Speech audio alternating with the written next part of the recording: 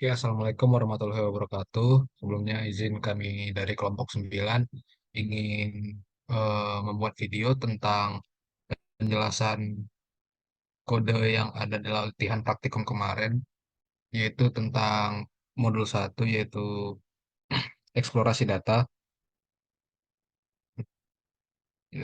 Selanjut penjelasannya bakal dilanjutkan oleh teman saya. Oke, pada eksplorasi data ini kami menggunakan library Tidyverse. Library ini untuk analisis data dan visualisasi data seperti ggplot dan TDR dan lainnya. Dan kami menggunakan library Data Explorer. Library ini menyediakan fungsi-fungsi untuk membuat laporan eksplorasi data otomatis yang mencakup berbagai statistik, deskriptif, visualisasi, dan informasi lainnya. Dan kami menggunakan library SkimR. Library SkimR ini untuk menghasilkan data deskriptif dari dataset yang kami gunakan. Terus kami di sini juga menggunakan library readr untuk membaca data dari Excel atau CSV. Di sini kami melakukan import data dengan data host sebagai objek penyimpanan dengan fungsi read CSV yang digunakan untuk membaca file CSV. Terus Glimpse data host. Fungsi ini untuk memberikan informasi tentang nama kolom, tipe data, dan beberapa baris pertama. Oke, di sini kami menggunakan plot intro. Plot intro merupakan fungsi yang berasal dari package Data Explorer dan argumen utamanya adalah objek berbentuk data frame. Di sini data frame-nya adalah data host. Dan geom label. Geom label ini digunakan untuk mengonfigurasi label yang ditempatkan pada plot. Argumen yang disediakan adalah size 2.5 yang mungkin mengatur ukuran label pada plot. Pada bagian import data, kami menggunakan data host sebagai objek untuk membaca data frame dari red CSV host price. Terus Glimpse data host. Glimpse data host ini berfungsi untuk memberikan informasi tentang nama kolom, tipe data, dan beberapa baris pertama dari data. Ini adalah output yang dihasilkan dari codingan tersebut.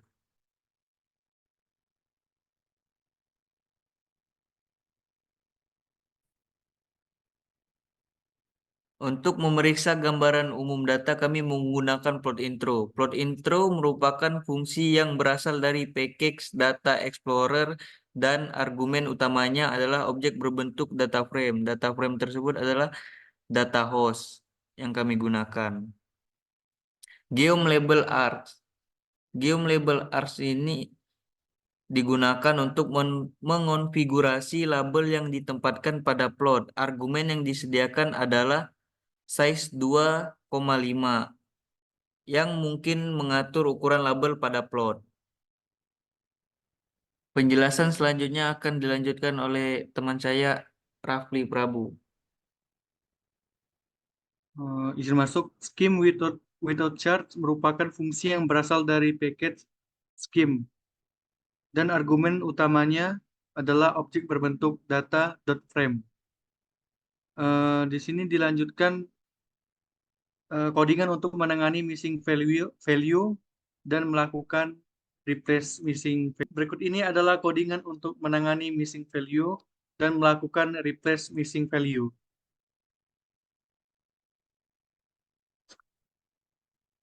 Dari dataset yang kita punya, khususnya jika data yang kita punya berupa vektor atau string.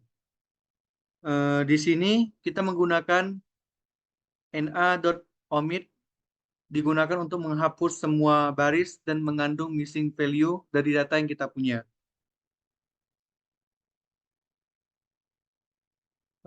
Kemudian untuk melihat data yang sudah kita tangani, bisa menggunakan plot underscore intro dengan parameter data sama dengan data underscore host 1.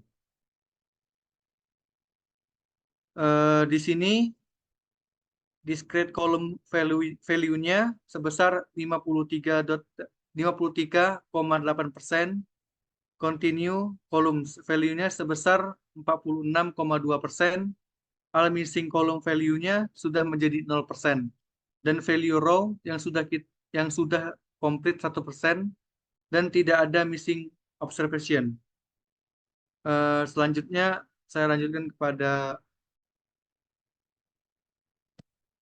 Ferdi.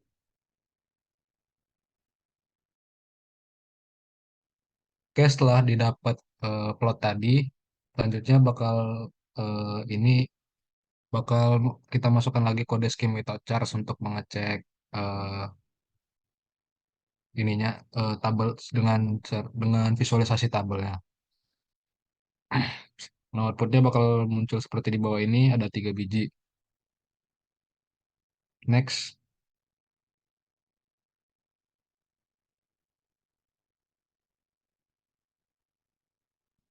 Nah, setelah outputnya tadi keluar, kita akan melakukan pemeriksaan untuk sebaran datanya, di mana pada data tadi itu ternyata ada kolom yang hanya memiliki satu kategori saja, yaitu bagian kolom utilities. Jadi, eh, bagian kolom utilities itu bakal kita hapus dengan cara eh, seperti codingan di bawah ini, yaitu data house 1 sampai utilities, dengan cara select utilities juga. Nah, setelah dihapus, kita akan memeriksa sebaran datanya dengan cara eh, memunculkan plot histogram dan seperti codingan di bawah ini, dan selanjutnya diam histogram dan ggtem untuk warnanya.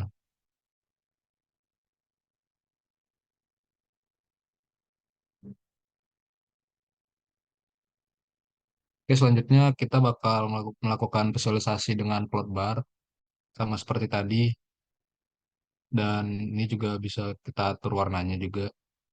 Bakal dapat satu dua ada 14 gambar bar plotnya. Oke, next.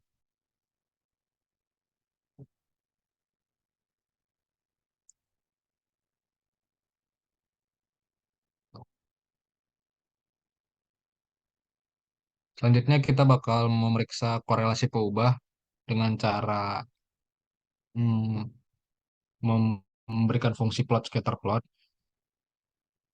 yaitu pertama untuk memunculkan scatter plotnya. Terus kita bakal memasukkan select if untuk fungsi eh, permisal eh, fungsi permisalan, dan selanjutnya bakal kita atur juga warnanya seperti tadi dengan ggtem dan lainnya. Next. Selanjutnya akan dibacakan oleh teman saya. Selanjutnya untuk kode Cormat dan Core Data House ini menggunakan numeric method spearman yang memiliki nomor numerik hanya memilih kolom nomor numerik dari data house 1 dan menghitung matriks korelasi spearman-nya. Dan dari Cormat sampai kode NE ini digunakan untuk menetapkan elemen segitiga atas dari matriks korelasi ke NE dan tidak termasuk ke elemen diagonal. Dan selanjutnya dari kode F, kode yang dipakai sampai NA.commit ini menggunakan matriks korelasi menjadikan kerangka dalam format panjang. Setiap baris berisi sepasang variabel dari variabel 1 dan variabel 2 dan korelasinya yang sesuai dengan dipendekkan sebagai core. Dan kemudian menghapus baris dari nilai NA. Selanjutnya untuk core RDF filter untuk lebih dari 1,6 dan arrange dash apps core. Ini memfilterkan kerangka data untuk hanya menyimpan baris dengan nilai korelasi absolutnya lebih dari 0,6 dan menyusun hasilnya dalam urutan nilai korelasi yang absolut. Selanjutnya untuk kode core DF filter up score kurang dari sampai dengan 0,6. Ini untuk ya memfilter kerangka data untuk hanya menyimpan barisan nilai korelasi yang absolutnya kurang dari atau sama dengan 1,6. Dan untuk yang terakhir, cat var names sampai yang data terakhir ini digunakan untuk hanya dia memilih kolom yang merupakan faktor atau variabel kategori bersama dengan kolom sale price dan kemudian mengekstrak nama kolomnya. Untuk selanjutnya bakal dijelaskan oleh Zaki. Jadi untuk selanjutnya kode ini untuk membuat sebuah box plot.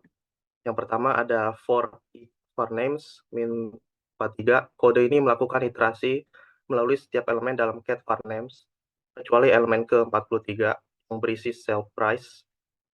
Kemudian ada di setiap iterasi variabel i akan mempresentasikan nama variabel kategorikal yang sedang diproses.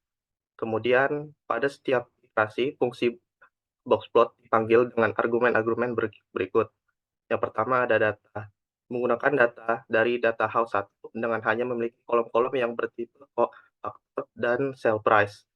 Kemudian argumen kedua adalah boxplot args. Menentukan argumen untuk kustomisasi tampilan boxplot. Di sini warna code diatur sky blue. Kemudian ada by. Menentukan variabel yang akan digunakan sebagai faktor pemisah untuk boxplot, yaitu variabel i. Kemudian argumen ggtem. Menentukan tema visualisasi grafik yang digunakan. Di sini menggunakan tema BW, hitam putih. Jadi secara keseluruhan, kode ini membuat boxplot untuk setiap variabel kategorikal dalam var names, kecuali sale price. Menggunakan data dari data house 1, boxplot menampilkan distribusi sale price untuk setiap kategori variabel kategorikal yang sedang diproses. Oke, demikian hasil dari penjelasan kami tentang kode-kode yang ada di eh, modul praktikum pertama SSD tentang eksplorasi data. Adapun kurang lebih kesalahan kami mohon maaf. Sekian dari kami kelompok 9. Terima kasih.